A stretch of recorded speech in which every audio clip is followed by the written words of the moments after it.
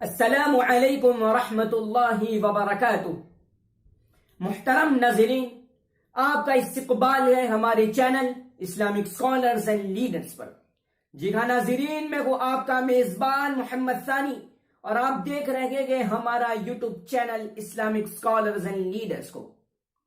جیسا کہ آپ نے پچھلی ویڈیو میں سیدنا حضرت عمر فاروق رضی اللہ تعالیٰ عنہ کی مکی زندگی کی ابتدائی زندگی کو سنا، جس میں انہوں نے بے شمار فنون میں کمال حاصل کیا، جس کی وجہ سے ان کی شخصیت لوگوں میں متعارف ہو گئی۔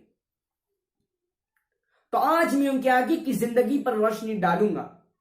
اگر آپ ہمارے اس چینل پر نئے ہیں تو پلیز سبسکرائب کیجئے اور بیل آئیکن پر دبانا نہ بھولیے، تاکہ ہماری نئی ویڈیوز کی نوٹیفیکیشن سب سے پہلے آپ کے پاس آئے گی۔ اگر ویڈیو پسند آئے تو لائک کیجئے اور اپنے دوستوں میں شیئر کیجئے۔ اگر آپ نے ہماری پچھلی ویڈیوز کو نہیں دیکھا تو اس کی لنک ہم نے ڈسکرپشن باکس میں دے دی ہے، تو آپ وہاں سے جا کر دیکھ لیجئے۔ تو چلیے شروع کرتے ہیں۔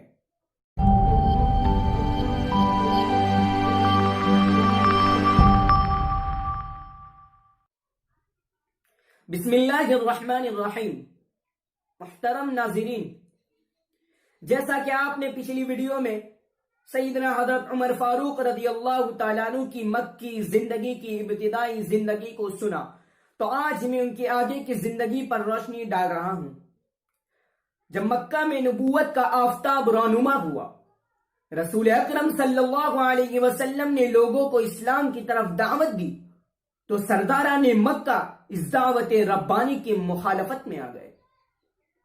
اسلام قبول کرنے والے لوگوں پر ظلم و ستم ڈھانے لگے۔ ان کمزور مسلمانوں پر ظلم و ستم ڈھانے والوں میں سیدنا عمر فاروق رضی اللہ تعالیٰ عنہ بھی شامل تھے۔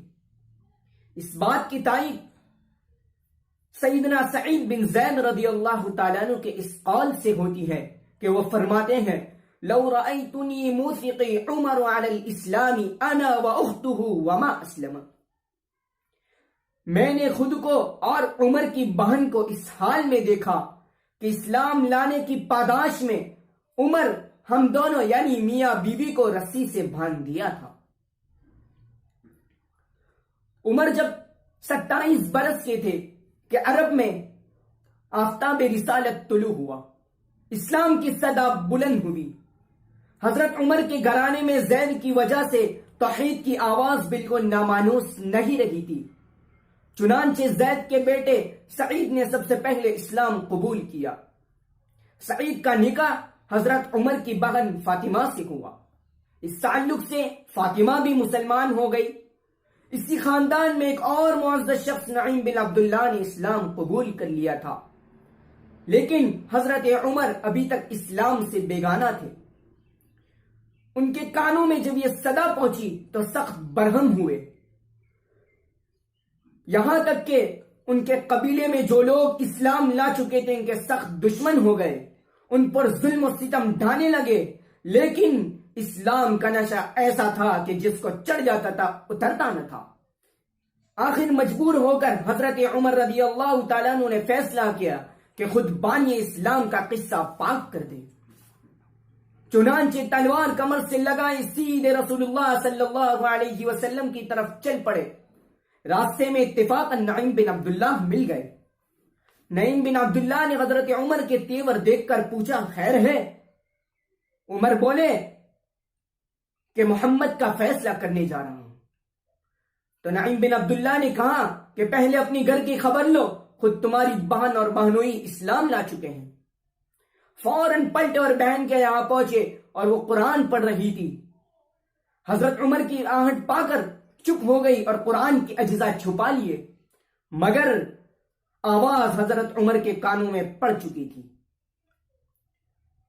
پوچھا کہ کیا آواز تھی؟ بہن نے کہا کچھ نہیں۔ بولے میں سن چکا ہوں کہ تم دونوں مرتد ہو گئے ہو۔ پھر اس کے بعد بہنوئی یعنی سعید بن زید کی خبر لی اور ان سے دست و گریباں ہو گئے۔ جب ان کی بہن بچانے کو آئی تو ان کی بھی خبر لی، یہاں تک کہ ان کا بدن لہو لہان ہو گیا۔ اس حال میں ان کے زبان سے یہ نکلا کہ عمر جو بن آئے کرو، اسلام اب دل سے نکل نہیں سکتا۔ ان الفاظ نے حضرت عمر کے دل پر خاص اثر کیا۔ چنانچہ اپنی بہن کو محبت کی نگاہ سے دیکھا اور وہ ان کا بدن لہو لہان تھا اور بھی رقت ہوئی۔ پھر بولے، کیا پڑھ رہی تھی وہ مجھ کو بھی سنائیے۔ چنانچہ ان کی بہن نے قرآن کے اجزاء کو سامنے رکھ دیا۔ حضرت عمر رضی اللہ تعالیٰ عنہ ان قرآن کے اجزاء کو لے کر پڑھنے لگے، اور وہ صورت یہ تھی، سبح للہ ما فی السماوات والارض وهو العزیز الحکیم۔ ایک ایک لفظ پر ان کا دل مرعوب ہوتا جاتا تھا، آخر یہاں تک وہ اس آیت پر پہنچے، آمنوا باللہ ورسولہ، تو بے اختیار پکار اٹھے، اشہد ان لا الہ الا اللہ اشہد ان محمد رسول اللہ۔ اس وقت رسول اللہ صلی اللہ علیہ وسلم ارقم کے مکان میں پناہ گزین تھے۔ حضرت عمر رضی اللہ تعالیٰ عنہ نے آستانہ مبارک پر جا کر دستک دی۔ چنانچہ حضرت عمر کے ہاتھ میں تلوار تھی۔ اس تازہ واقعے کی کسی کو اطلاع نہ تھی، اس لیے صحابہ کرام کو تردد ہوا، مگر حضرت امیر حمزہ رضی اللہ تعالیٰ عنہ نے فرمایا کہ آنے دو، اگر کوئی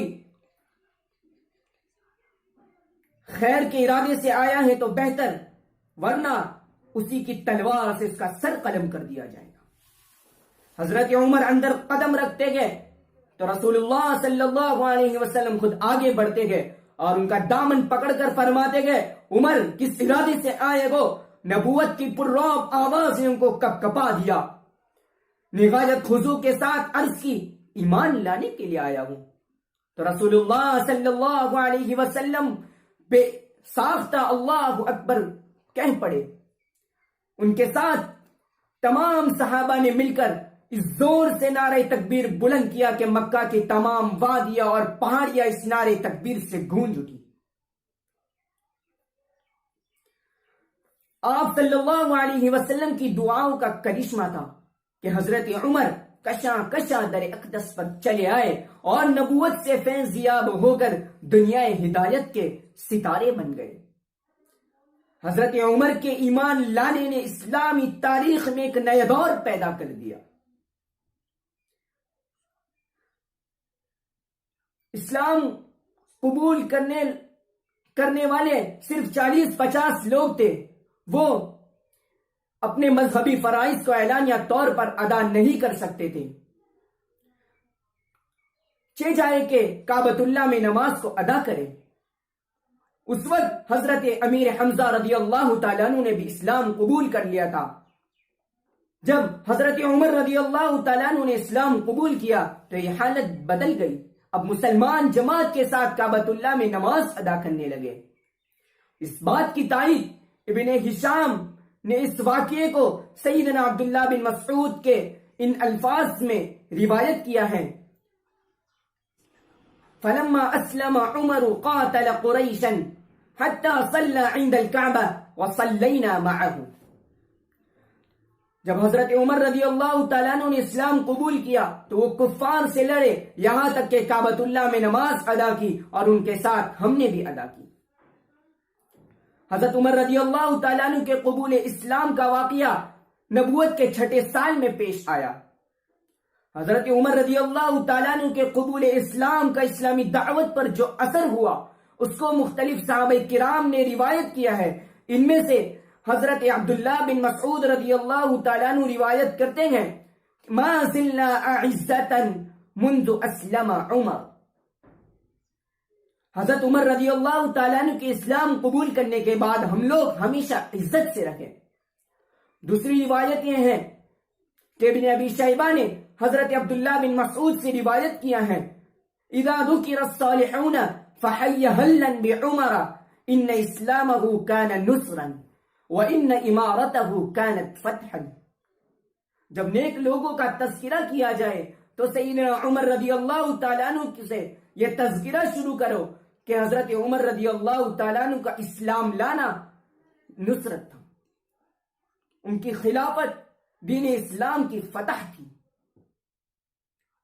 بعض روایات سے ہمیں یہ معلوم ہوتا ہے کہ صحابہ کرام حضرت عمر رضی اللہ تعالیٰ عنہ کو ابتدائی دور میں ابتدائی دور میں اسلام قبول کرنے والے لوگوں میں شمار کیا کرتے تھے۔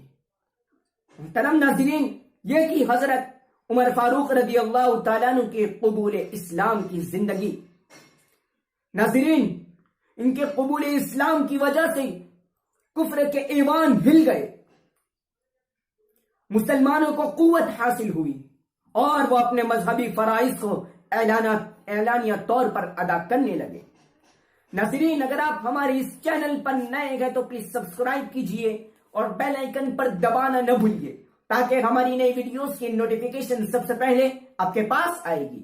اگر ویڈیو پسند آئے تو لائک کیجئے اور اپنے دوستوں میں شیئر کیجئے۔ میں ہوں آپ کا میزبان محمد ثانی۔ السلام علیکم ورحمۃ اللہ وبرکاتہ۔